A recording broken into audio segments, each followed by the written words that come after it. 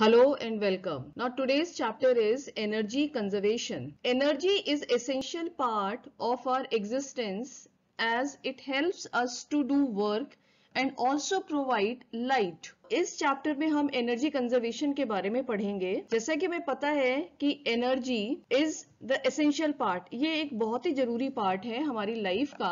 Energy की वजह से ही हम सारे काम करते हैं और हमें लाइट या ऊर्जा मिलती है। No it can neither be created, ना हम इसको एनर्जी को क्रिएट कर सकते हैं ना ही डिस्ट्रॉय कर सकते हैं, पर हम उसको एक फॉर्म से दूसरे फॉर्म में ट्रांसफॉर्म कर सकते हैं। जो फर्स्ट पावर प्लांट था वो वाटर पावर या कोल के ऊपर डिपेंड था।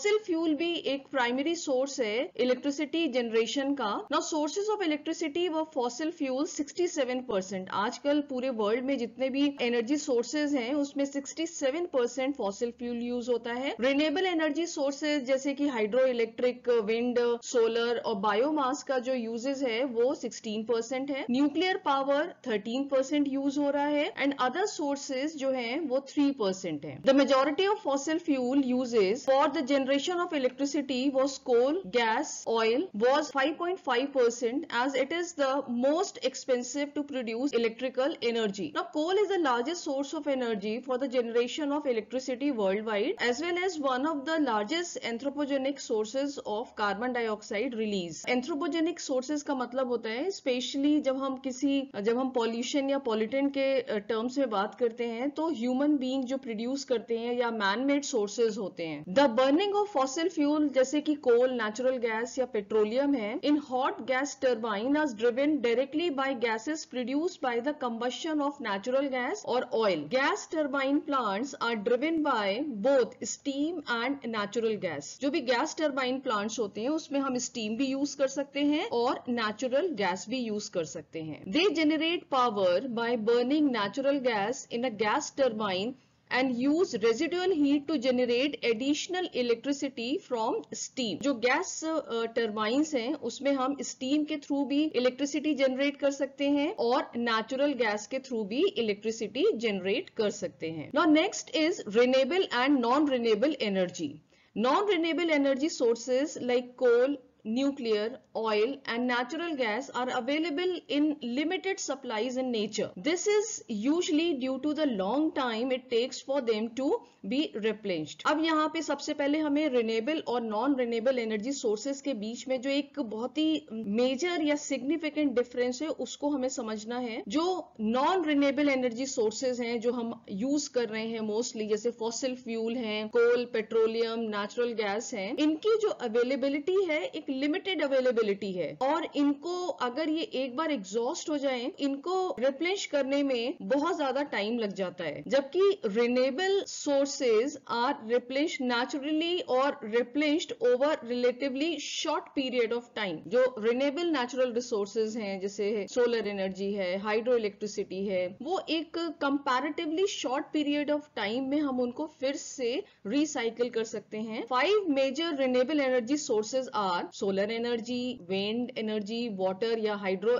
Electricity, biomass and geothermal. Now next is nuclear energy. Nuclear energy can be referred as the use of sustained nuclear fission to generate heat and electricity. जब हम nuclear energy की बात करते हैं तो दो प्रोसेसेस होती हैं, nuclear fission and nuclear fusion. Now nuclear energy originates from splitting of uranium atom और other radio active element in a process called fission. अब जो न्यूक्लियर फिजन की प्रोसेस है उसमें हम यूरेनियम एटम को यूज करते हैं। इस यूरेनियम एटम का फिजन यानी कि ब्रेकडाउन होता है जब इसके ऊपर न्यूट्रॉन्स की बॉम्बार्डिंग या न्यूट्रॉन्स स्ट्राइक करते हैं। एट द पावर प्लांट मतलब कि जो न्यूक्लियर पावर प्लांट्स होते हैं वहां पर हम फिजन को यूज करते हैं न्यूक्लियर एनर्जी को जनरेट करने के लिए। तो the fission process is used to generate heat for producing steam which is used by a turbine to generate electricity. जब यहाँ पर यूरेनियम एटम के ऊपर न्यूट्रॉन्स का बॉम्बार्डमेंट होता है तो बहुत स्टीम प्रोड्यूस होती है, बहुत ज्यादा स्टीम प्रोड्यूस होती है जिसको टर्बाइन्स के थ्रू हम इलेक्ट्रिसिटी में कन्वर्ट कर सकते हैं। Now coming to the advantages of nuclear energy. No it is non polluting, ये एक non polluting source of energy है as compare to fossil fuel. अगर हम कोल पेट्रोलियम गैस के कंपेयर में बात करें तो न्यूक्लियर एनर्जी नॉन पोल्यूटिंग है and it helps conserve fossil fuel. Nuclear energy fossil fuel को कंजर्व करने में हेल्प करती है and small quantity of radio active material release huge amount of energy. तो यहाँ पर एक बहुत ही बड़ा एडवांटेज ये है कि हम बहुत कम रेडियो एक्टिव मटेरियल को यूज करके एक huge amount of energy produce कर सकते हैं and in nuclear power plant there is a continuous production of energy. तो ये कुछ इसके एडवांटेजेस हैं न्यूक्लियर एनर्जी के। अब डिसएडवांटेजेस देख लेते हैं कि irresponsible decision and negligence may result in worst disaster। Nuclear energy के साथ सबसे बड़ा एक रिस्क फैक्टर ये है कि यहाँ पर अगर हम कोई भी irresponsible decision अगर ले लिया या कोई भी किसी भी तरह की नेग्लिजेंस हो जाए तो उसकी वजह से बहुत बड़े बड़े डिजास्टर हो सकते हैं जिनको हम बाद में अभी स्टडी करेंगे। The nuclear waste generated must be disposed of properly because they do not lose their radio activity for years and thus are great health hazard. जो न्यूक्लियर वेस्ट है, न्यूक्लियर एनर्जी जब प्रोड्यूस होती है तो nuclear waste भी produce होते हैं, उनको डिस्पोज ऑफ करना बहुत जरूरी है, प्रॉपर डिस्पोज ऑफ करना, क्योंकि इनकी जो रेडियो एक्टिविटी है वो कई सालों तक खत्म नहीं होती है और ये हमेशा से ह्यूमन बींग्स के लिए एक बहुत बड़ा हेल्थ हैजर्ड है। Nuclear plant have a limited life. अब न्यूक्लियर प्लांट्स की एक लिमिटेड लाइफ होती है। The investment for the construction of a nuclear plant is very high and must be recovered in no time, thus it is costly. Nuclear power plant को establish करना एक बहुत ही costly होता है, बहुत ज्यादा इन्वेस्टमेंट होता है और न्यूक्लियर पावर प्लांट की जो लाइफ होती है वो बहुत लिमिटेड होती है। तो ये एक इसका डिसएडवांटेज है। अगर हमने एक सर्टेन पीरियड ऑफ टाइम में अगर हमने उतनी न्यूक्लियर एनर्जी जनरेट कर ली है जिससे इसकी कॉस्ट निकल आए तो ये बहुत यूजफुल होता है, अदरवाइज ये इसका डिसएडवांटेज है। सेफ्टी इश्यूज, कुछ सेफ्टी इश्यूज हैं जो न्यूक्लियर एनर्जी के साथ एसोसिएटेड हैं। The safety issues of nuclear power generation arise due to the potential hazard of accidents and exposure to radiation from generating electricity in nuclear power station.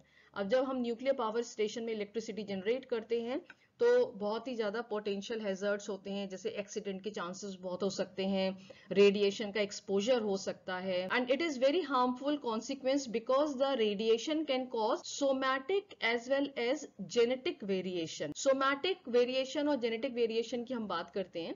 सबसे पहले genetic variation का मतलब ये है कि जो हमारे न्यूक्लियस में जेनेटिक मटेरियल यानी कि जो क्रोमोसोम्स हैं, क्रोमोसोम्स में जो जीन्स हैं उसमें म्यूटेशन हो जाते हैं, मतलब कि सडन चेंजेस हो जाते हैं और बहुत ही ट्रेस अमाउंट ऑफ अगर चेंजेस होते हैं हमारी जीन में तो उसकी वजह से जो कॉन्सिक्वेंसेस, जो रिजल्ट्स होते हैं, आउटर अपीयरेंस में रिजल्ट्स होते हैं, वो बहुत ही हार्मफुल हो। सोमैटिक वेरिएशन का मतलब ये होता है कि हमारी बॉडी में डिफॉर्मिटी हो सकती है, किसी भी तरह की डिफॉर्मिटी हो सकती है, कोई बहुत ज्यादा साइड इफेक्ट्स हो सकते हैं। There have been 3 major accidents in the history of civil nuclear power: 3 Mile Island, Chernobyl and Fukushima nuclear disaster. First was continued without harm. जो ये सबसे पहले 3 Mile आइसलैंड जो था उसमें कोई इतनी ज्यादा कैजुअलिटीज या कोई इतना ज्यादा हार्म नहीं हुआ था। जो सेकेंड डिजास्टर था Chernobyl disaster, it involved an intense fire without provision for containment and the third severely tested the containment, allowing some release of radioactivity. So these are the only major accidents to have occurred over 15,000 culminative reactor years of commercial nuclear power operation in 33 countries. जो अभी तक के जो known nuclear disasters हैं वो ये major 3 हैं। Now the evidence over 6 decades shows that nuclear power is safe means of generating electricity। अगर हम पिछले 60-70 साल में न्यूक्लियर पावर जितना भी यूज हो रहा है इलेक्ट्रिसिटी जनरेशन के लिए, तो अगर हम एक कंक्लूजन निकालें तो ये एक सेफ मीन है।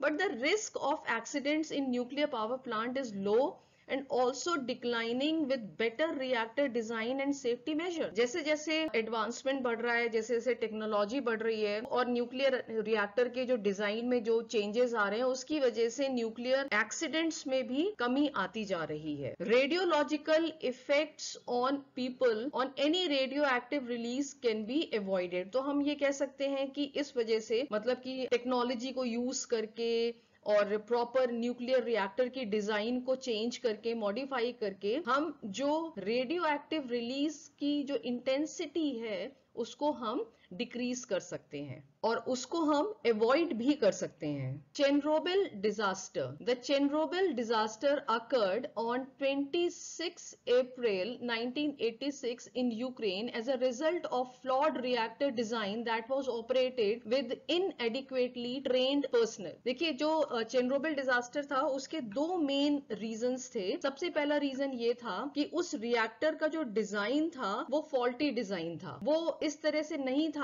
कि वो किसी भी तरह के एक्सीडेंट को कंट्रोल कर सकता. और दूसरी चीज ये थी कि जो अनट्रेन्ड, जो इनएफिशिएंट पर्सन थे जो वहां पे काम कर रहे थे, उनकी वजह से the resulting steam explosion and fires release at least 5% of the radio active reactor core into the atmosphere and downwind. जब ये डिजास्टर हुआ तो उस समय 5% रेडियो एक्टिव रिएक्टर जो था, जो टोटल परसेंटेज था 5%, वो पूरा ब्लास्ट हो गया और जो भी रेडियो एक्टिव सब्सटेंसेस थे वो पूरे एटमॉस्फेयर में और विंड में मिक्स हो गए. The explosion and fire through hot particles of radio active isotopes जैसे कि सीजियम 137, आयोडीन 131, स्ट्रोंशियम 90, जो ये रेडियो एक्टिव आइसोटोप्स थे, इनके पार्टिकल्स पूरे एयर में फैल गए. And other radio active nuclides into the air and the residents of surrounding area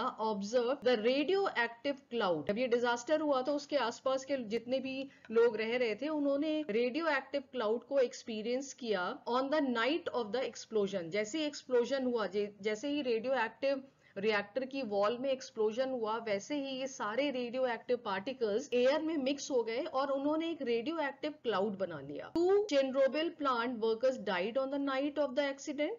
यहाँ पे कैजुअलिटी हुई थी कि 2 जो वर्कर्स थे वो उसी समय उनकी डेथ हो गई थी. And the accident destroyed Chernobyl 4 reactor. जो रिएक्टर नंबर 4 था वो पूरी तरह से डिस्ट्रॉय हो गया था, killing 30 operators and fireman within 3 months of several death later. तो यहाँ पे कुछ कैजुअलिटीज हुई थी और काफी टाइम के बाद भी डेथ रिपोर्ट की गई थी. The explosion and fire release large quantities of radio active particles into the atmosphere which spread over much of the western USSR and Europe. Long-term effects such as cancer and deformities are still seen occurring.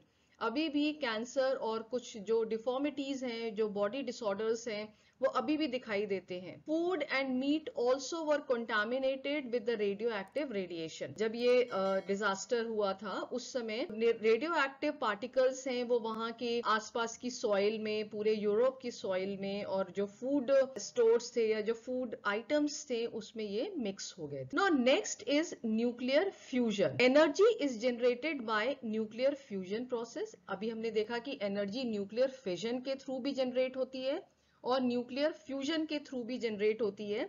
अब इन fusion में क्या होता है, जो fusion process होती है इसमें 2 छोटे nuclei, comparatively small nuclei, when they join together and they fuse together and they form a bigger nuclei.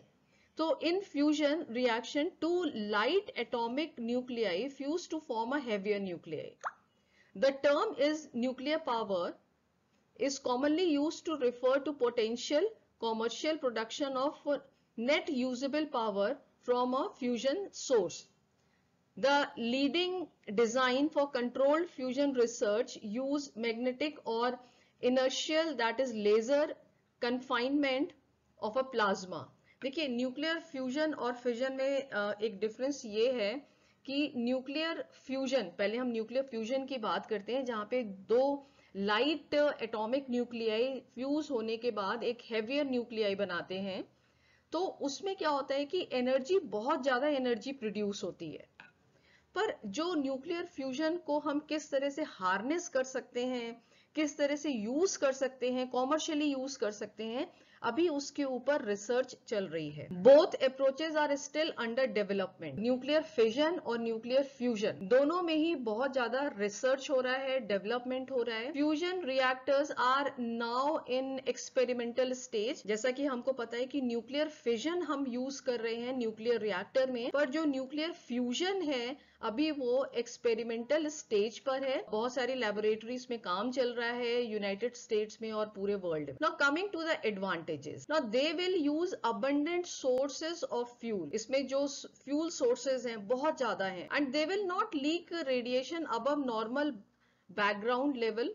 तो इससे जो रेडिएशन लीक होता है वो इतना ज्यादा लीक नहीं होता है radiation, and they will produce less radio active waste than current fission reactor. तो ये जो एडवांटेजेस हैं वो न्यूक्लियर फ्यूजन के एडवांटेजेस हैं। जैसे कि हमने पहले पढ़ा कि न्यूक्लियर फ्यूजन के थ्रू बहुत ज्यादा एनर्जी प्रोड्यूस होती है, और इससे अगर हम कंपेयर करें न्यूक्लियर फिजन से तो रेडियो एक्टिव सब्सटेंस जो एज अ वेस्ट रिलीज होते हैं वो इतने ज्यादा नहीं होते हैं, और ये रेडिएशन को भी इतना ज्यादा रिलीज नहीं करते हैं। तो ओवरऑल अगर हम कंपेयर करें तो nuclear fusion is better than nuclear fission, पर न्यूक्लियर फ्यूजन जो है वो अभी एक्सपेरिमेंटल स्टेज में है। Now coming to the sustainable energies of the future. तो सस्टेनेबल एनर्जी की अगर हम बात करें तो सबसे पहले सोलर एनर्जी की हम बात करते हैं। It is the energy of the sun that sustains all life on earth, harnessing the light and heat of sun using ever evolving technique is called solar energy. It is a renewable form of energy. Solar energy जैसे कि renewable energy sources जो होते हैं वो sustainable energy sources होते हैं। Solar power is the conversion of sunlight into electricity. Solar power जो है वो simply electricity में conversion है sunlight का, either directly using photovoltaic PV और indirectly using concentrated solar power. तो हम सोलर एनर्जी को इलेक्ट्रिसिटी में दो तरह से कन्वर्ट कर सकते हैं।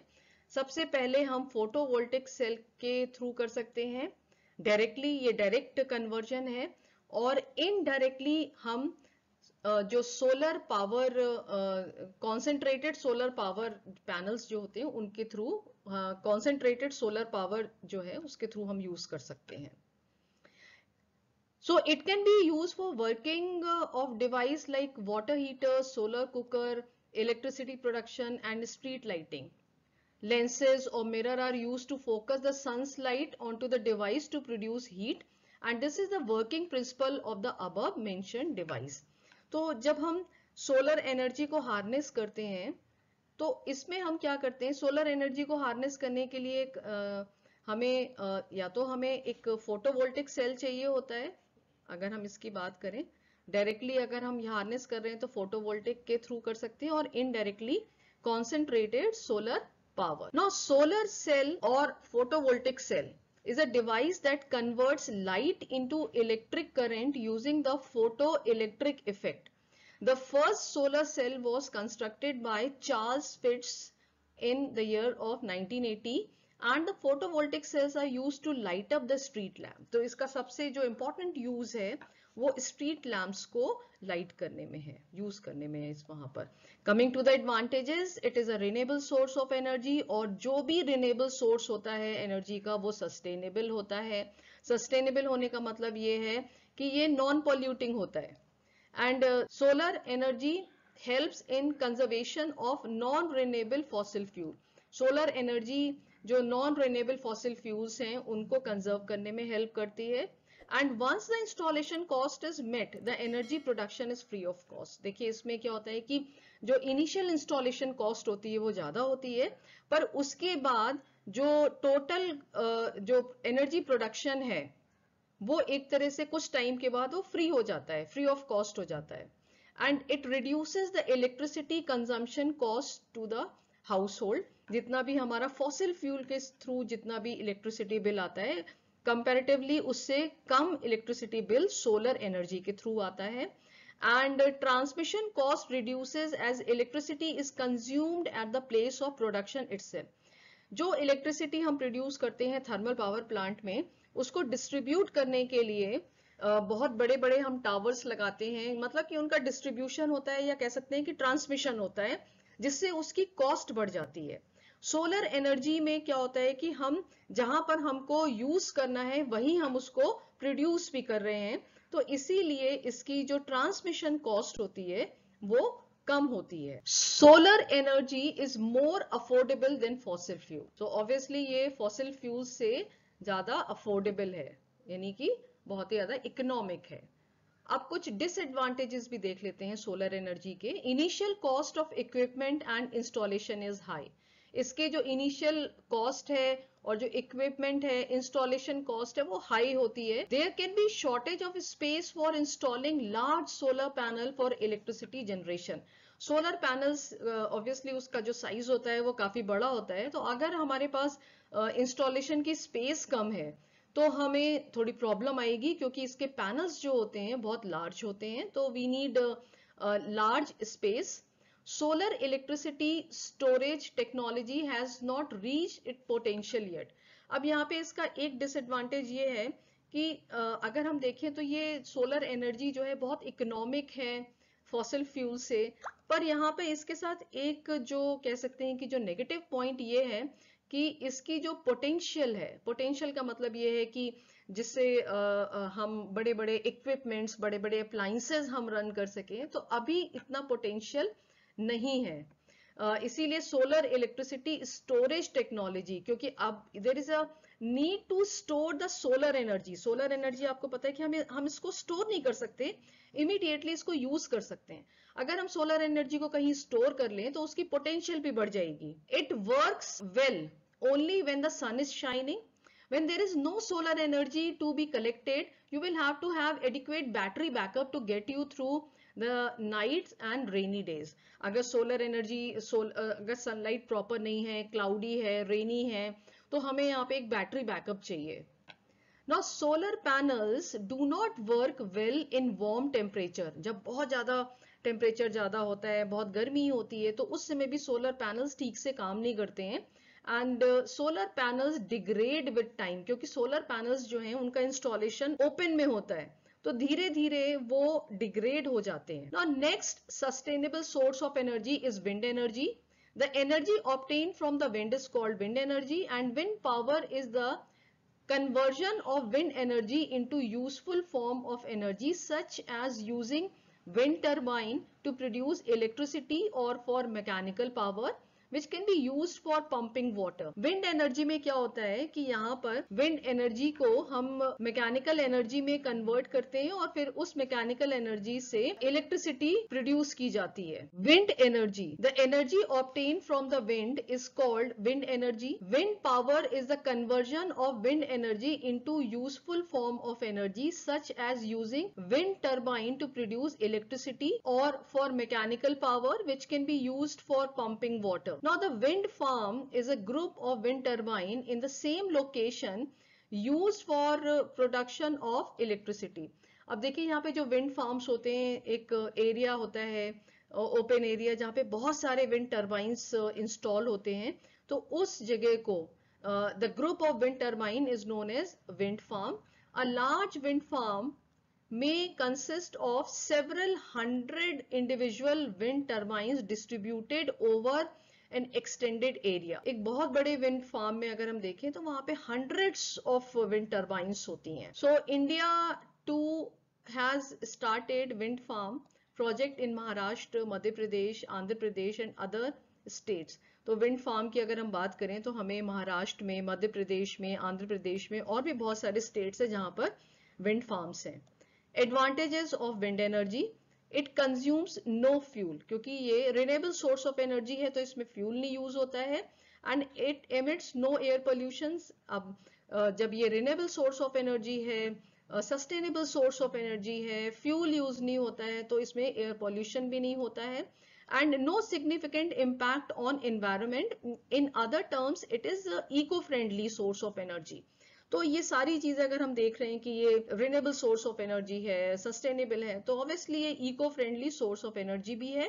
And it reduces the dependence on fossil fuel, ये फॉसिल फ्यूल के डिपेंडेंस को रिड्यूस करती है, फॉसिल फ्यूल को सेव करती है। Once the installation cost is met with the wind with the energy is free of cost. जैसे ही इंस्टॉलेशन कॉस्ट पूरा हो जाता है कि तो हम ये जो हम कह सकते हैं कि जो विंड एनर्जी है वो ऑलमोस्ट फ्री ऑफ कॉस्ट हो जाती है, it is a renewable source of energy. तो जो विंड एनर्जी है वो रिन्यूएबल सोर्स ऑफ एनर्जी है। Now coming to the disadvantages of wind energy, wind farm need large area for installation. Wind farm के installation के लिए बहुत बड़ा एरिया चाहिए होता है, बहुत बड़े बड़े फील्ड्स चाहिए होते हैं, and depends on fast moving wind, hence cannot be set up at all places। जैसे कि सोलर एनर्जी के साथ एक रिस्ट्रिक्शन थी कि जहां पर अगर सोलर एनर्जी है प्रॉपर तो हम उसको विंड पैनल्स को, सोलर पैनल्स को इंस्टॉल कर सकते हैं। इसी तरह से यहाँ पे विंड टर्बाइंस को हम इंस्टॉल कर सकते हैं जहां पर फास्ट मूविंग विंड होती है। May use valuable agriculture land, wind farm को इंस्टॉल करने में बहुत जो वैल्यूएबल एग्रीकल्चर लैंड है उनका यूज हो जाता है। Bird and bat mortality increases, जो विंड टर्बाइंस हैं उसके जो विंग्स होते हैं, बड़े बड़े विंग्स होते हैं, ब्लेड्स होते हैं, उसके थ्रू बर्ड्स और जो बैट है उनकी भी मोर्टेलिटी यानी कि उनकी बहुत ज्यादा डेथ हो जाती है, वो उससे टकरा के कट जाते हैं। Tidal energy, tidal is a form of hydropower that converts the energy of tides into useful forms of power, mainly electricity. So it is the energy produced by the rise and fall of ocean water, that is tides, जिसको हम tides बोलते हैं। जब rise होता है और फिर उसके बाद एकदम से fall होता है तो tides होते हैं। It is a renewable source of energy and is a non-polluting source, renewable source है, non-polluting है। अब limitations of tidal energy are relatively high cost। अब इसकी जो limitation है, जो disadvantage है वो क्या है कि electricity generation की जो cost होती है वो थोड़ी high होती है। limited availability of sites, जहाँ पे tides आते हैं, जो coastal area होते हैं वहीं पर हम tidal energy को harness कर सकते हैं with sufficiently high tide range or flow velocities, thus constricting its total availability। तो यहाँ पे ये जो उसकी tidal energy को harness करने की जो availability है, पॉसिबिलिटी है, थोड़ी सी एक तरह से रिस्ट्रिक्टेड हो रही है। Tidal power can have effect on marine life because turbines can accidentally kill swimming sea life with the rotating blades. जो रोटेटिंग ब्लेड्स होते हैं उसकी वजह से जो मरीन लाइफ है या मरीन हम कह सकते हैं कि जो इकोसिस्टम है उसको भी हार्म होता है। Next is geothermal energy. Geothermal energy is thermal energy generated and stored in the earth. It is being used to generate geothermal power, and geothermal power is cost effective, reliable, sustainable and environmentally friendly. तो geothermal energy का मतलब ये है कि जो energy core of the earth में store है उसको हम हार्नेस करते हैं। ये जियोथर्मल एनर्जी, इसके जो एडवांटेजेस हैं, ये इकोनॉमिक है यानी कि कॉस्ट इफेक्टिव है, रिलायबल सोर्स है, सस्टेनेबल सोर्स है और इको फ्रेंडली यानी कि एनवायरमेंट फ्रेंडली भी है। Next is biogas. Biogas typically referred to as a gas produced by the breakdown of organic matter in the absence of oxygen। तो जो बायोगैस है वो कैसे प्रोड्यूस होती है कि जो ऑर्गेनिक मैटर होते हैं उनका जब ब्रेकडाउन होता है और वो भी ऑक्सीजन की एब्सेंस में। So it is an eco friendly, ये भी एक इको फ्रेंडली बायोफ्यूल है। And biogas is produced by fermentation of biodegradable materials such as cow dung, sewage, plant waste, crop, etc. And biogas comprises mainly of methane and carbon dioxide and may have small amount of hydrogen sulfide also. So biogas is one of the alternative renewable sources of energy.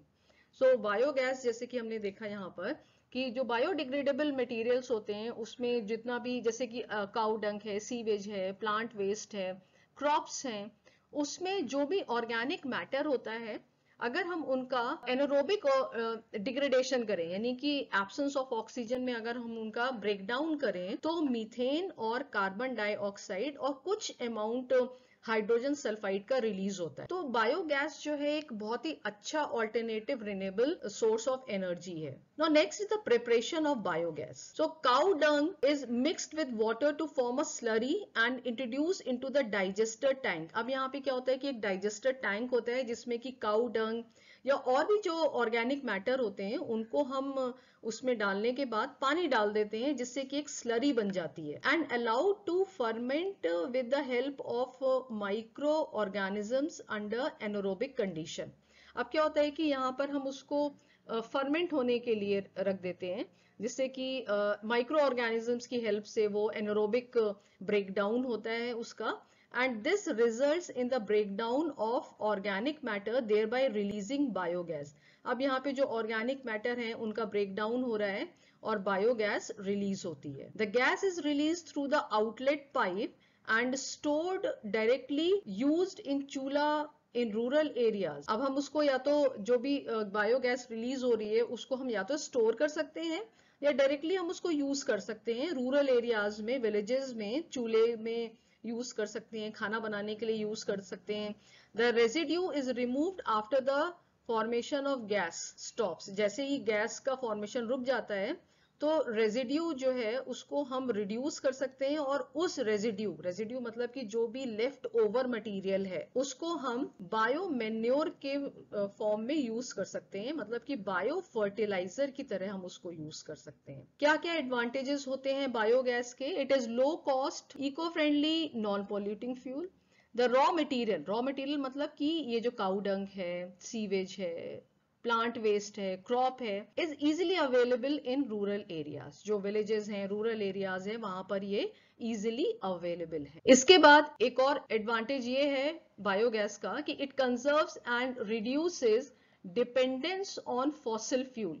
Fossil fuel की dependency ये कम करती है and it also reduces the use of firewood in rural areas। Rural areas में बहुत ज्यादा firewood यानी कि लकड़ी का यूज किया जाता है डोमेस्टिक कुकिंग के लिए, तो ये बायोगैस फ्यूल वुड को भी रिड्यूस करती है, उसको भी सेव करती है and it converts waste organic matter into useful product. जो भी लेफ्ट ओवर या रेजिड्यू होता है बायोगैस बनने के बाद उसको हम बायो मैन्योर या बायो फर्टिलाइजर के फॉर्म में यूज कर सकते हैं। The gas produced has a good calorific value and can be used for burning चूल्हा। इसकी जो कैलोरिफिक वैल्यू होती है यानी कि जो हीट कंटेंट होता है वो बहुत अच्छा होता है, एक अच्छा अमाउंट होता है जिससे हम चूल्हा बर्न कर सकते हैं, मतलब कि हम खाना बना सकते हैं। And it produces rich organic manure which can supplement or even replace chemical fertilizer। जो बायो मैन्योर है, जो भी रेजिड्यू बच रहा है उसको हम as a bio manure use कर सकते हैं जिससे कि हम केमिकल फर्टिलाइजर्स के यूज को रिड्यूस कर सकते हैं। It also saves women and children from drudgery of collection and carrying of firewood, exposure to smoke in the kitchen and time consumed for cooking and cleaning of utensils।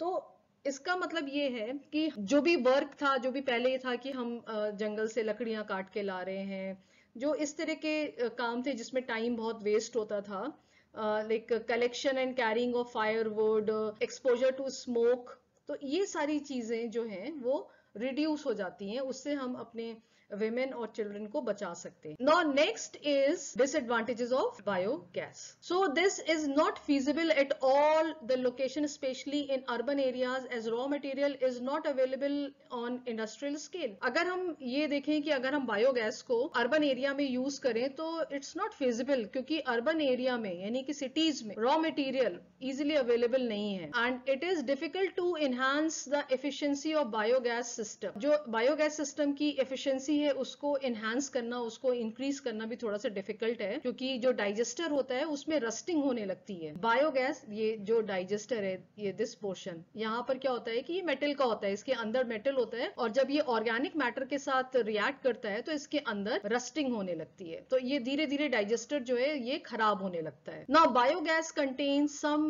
Gases as impurities which are corrosive to the metal parts of internal combustion engine, जो हमने यहाँ पे बात की। The process is not very economical as compare to other biofuel on a large. अगर हम इस process को देखें तो ये इतनी इकोनॉमिकल नहीं है। Now coming to the alternative fuel.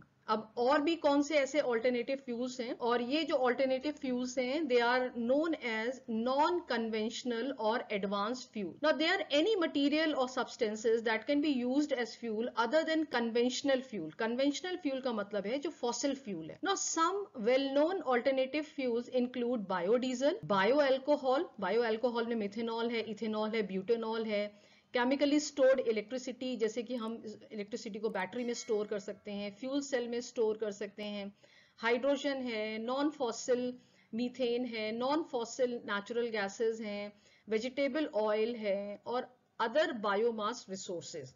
तो ये और दूसरे ऑल्टरनेटिव फ्यूल्स हैं. Now alcohol fuel, methanol and ethanol fuel can be used in internal combustion engine as alternative fuel. अब मिथेनॉल और इथेनॉल को भी हम यूज कर सकते हैं इंटरनल कंबशन इंजन में, जैसे कि ऑल्टरनेटिव फ्यूल के फॉर्म में. मतलब कि हम उसको मेन जो हमारा फ्यूल है उसमें हम थोड़ा सा उसकी ब्लेंडिंग कर सकते हैं. Ethanol fuel mixtures have E number. अब ये ई नंबर से हम ये देखते हैं which tells the percentage of ethanol fuel in the mixture by volume. Low ethanol blends from E5 to E24 are also known as gasohol is being used in automobile.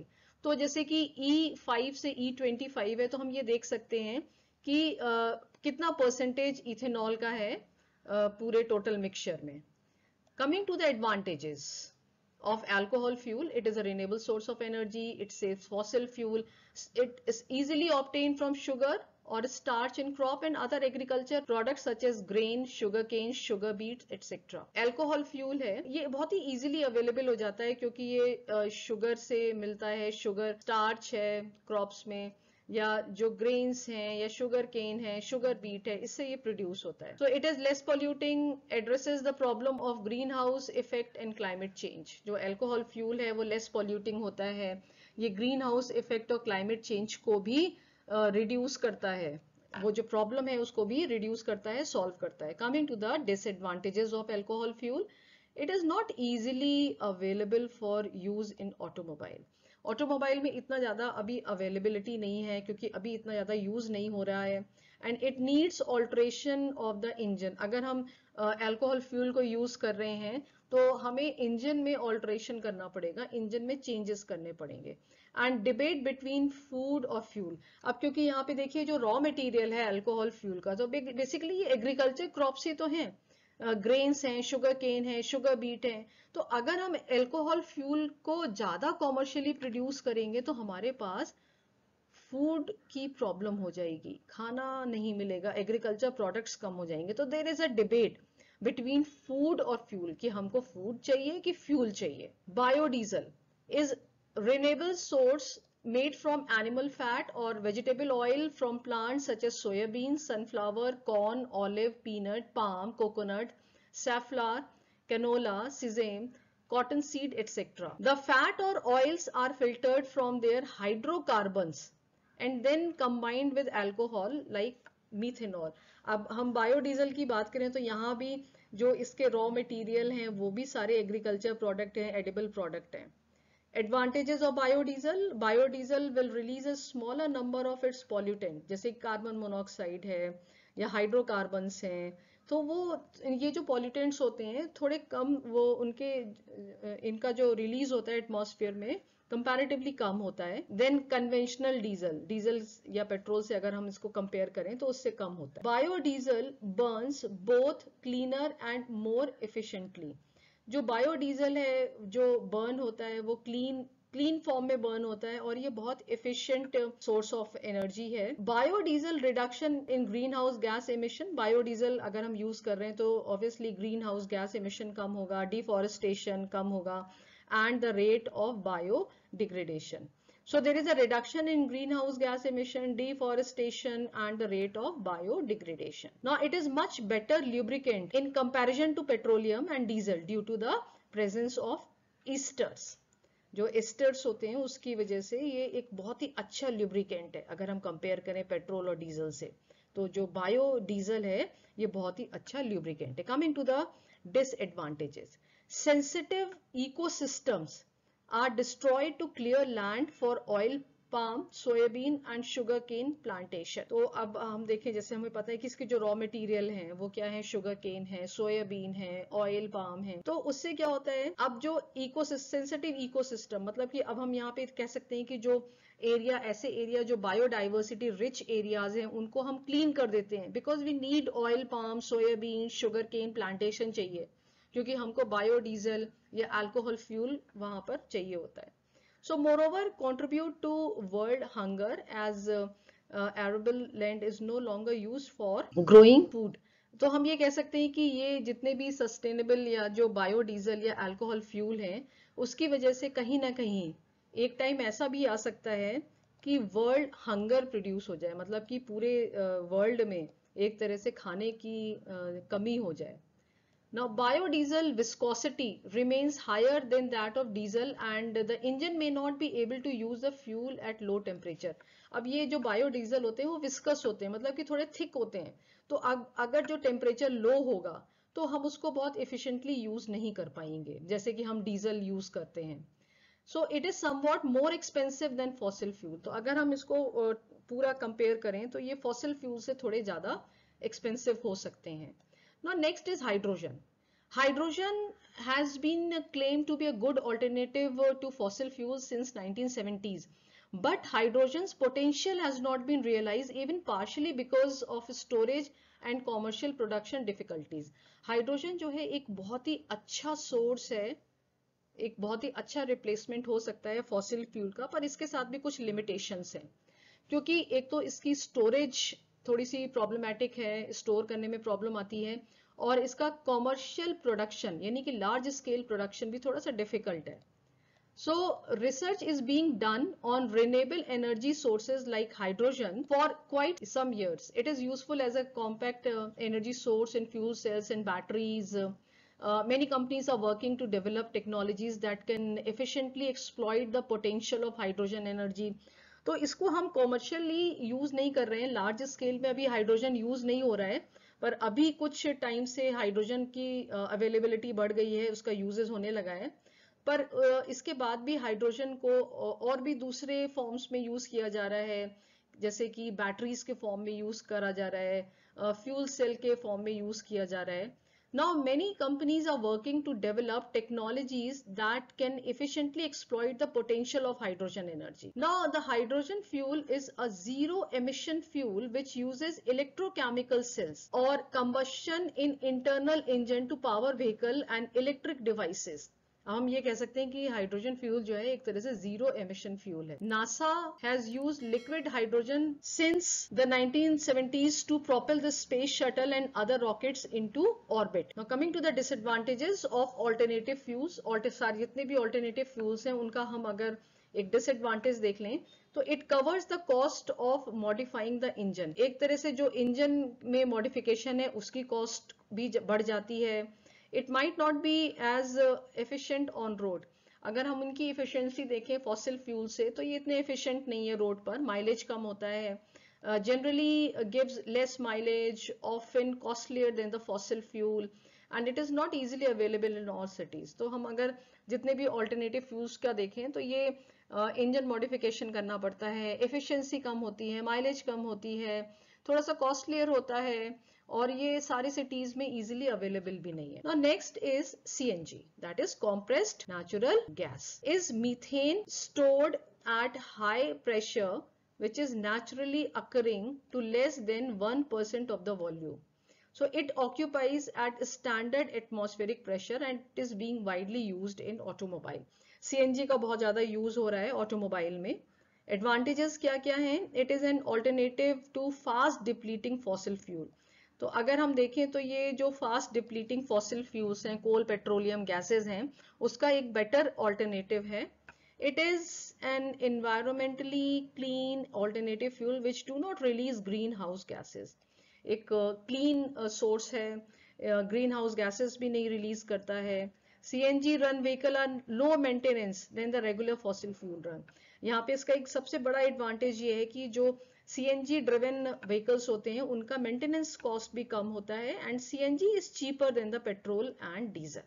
तो CNG अगर हम देखें तो पेट्रोल और diesel से भी cheap है। Now CNG increases the life of lubricating oil used in the vehicle, ये भी इसका एक एडवांटेज है। And CNG makes the engine cleaner and more efficient. अब इसके डिसएडवांटेजेस देख लेते हैं सीएनजी के। CNG is not available in all cities, filling stations have limited availability का एक और डिसएडवांटेज ये है कि the vehicles need engine modification, तो सीएनजी में इंजन मॉडिफिकेशन करना पड़ता है। सीएनजी के जो फिलिंग स्टेशंस हैं सारे सिटीज में नहीं है, नंबर ऑफ स्टेशंस बहुत कम है, और CNG needs more storage space than the conventional petrol, that is it needs space to keep the cylinder। CNG के जो सिलेंडर्स होते हैं उनको रखने के लिए ज्यादा स्पेस की जरूरत पड़ती है। And there is a probability of accidents related to catching fire if there is a leakage in the cylinder, अगर सिलेंडर में कहीं लीकेज हो जाए तो एक्सीडेंट की पॉसिबिलिटी भी बढ़ जाती है।